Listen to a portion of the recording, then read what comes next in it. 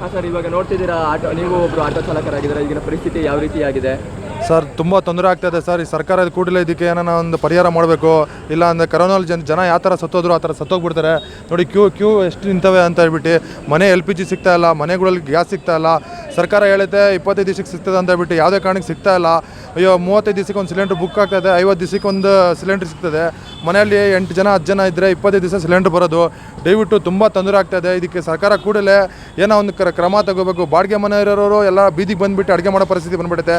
ಸರ್ಕಾರ ಇದಕ್ಕೆ ಏನೋ ಒಂದು ಬೇಗ ಅಂತಿಮ ತೀರ್ಮಾನ ತೊಗೊಂಡು ಮಾಡಿದ್ರೆ ಜನ ಬದುಕ್ತಾರೆ, ಇಲ್ಲಾಂದರೆ ಸತ್ತೋಗ್ತಾರೆ ಜನ. ಕಳೆದ ಒಂದು ವಾರದಿಂದನೂ ಕೂಡ ಒಂದು ಆಟೋಗಳಿಗೆ ಗ್ಯಾಸ್ ಸಿಗೋದು ತುಂಬ ಕಷ್ಟ ಆಗೋಗಿದೆ.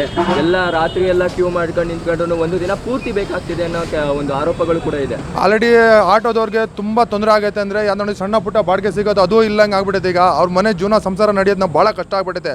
ಈಗ ಹೆಂಗೋ ಸಣ್ಣ ಪುಟ್ಟ 30 ರೂಪಾಯಿ 50 ರೂಪಾಯಿ ಈ ಥರ ಸಂಪಾದನೆ ಮಾಡೋರಿಗೆಲ್ಲ ಈ ಥರ ಗ್ಯಾಸು ಸಿಗ್ತಾಯಿಲ್ಲ ಅಂದರೆ ಜನ ಆಟೋದವರೆಲ್ಲ ಬೀದಿಗೆ ಬಂದುಬಿಟ್ಟು ಜೀವನ ಮಾಡೋಕ್ಕೆ ಭಾಳ ಕಷ್ಟ ಆಗ್ಬಿಟ್ಟೈತೆ.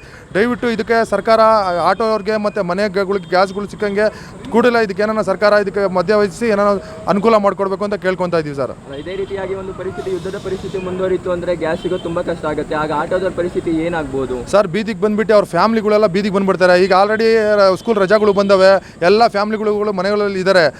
ಈಗ ಹೆಂಗೆ ಅಂದರೆ ಜೀವನ ಮಾಡೋದಕ್ಕೆ ಕಷ್ಟ ಆಗ್ಬಿಡುತ್ತೆ. ಈಗ ಇನ್ನು ಒಂದು ದಿನ ಬೆಳಗ್ಗೆ ಎದ್ದರೆ ಈಗ ನಮ್ಮ ಮನೇಲಿ ಒಂದು ಸಿಲಿಂಡ್ರ್ ಇತ್ತು, ಖಾಲಿ ಆಗಿಬಿಡುತ್ತೆ. ಈಗ ಸೌದೆಗಳಿಗೆ ಹೋದರೆ ಸೌದೆಗಳು ರೇಟ್ ಜಾಸ್ತಿ, ಪ್ರತಿ ಇಜ್ಲಿ ರೇಟ್ ಜಾಸ್ತಿ, ಪ್ರತಿಯೊಂದು ರೇಟ್ ಜಾಸ್ತಿ ಮಾಡಿಬಿಟ್ಟಾರೆ ಸರ್. ಯಾವುದಕ್ಕೂ ಜೀವನ ಮಾಡೋಕ್ಕೆ ಕಷ್ಟ ಆಗ್ಬಿಡುತ್ತೆ. ಸರ್ಕಾರ ಇದಕ್ಕೆ ಏನಾರು ಆಕ್ಷನ್ ತೊಗೊಳ್ಳಿಲ್ಲ ಅಂದರೆ ಜನ ಬೀದಿಗೆ ಬಂದು ದಂಗೆ ಎದ್ಬಿಡ್ತಾರೆ.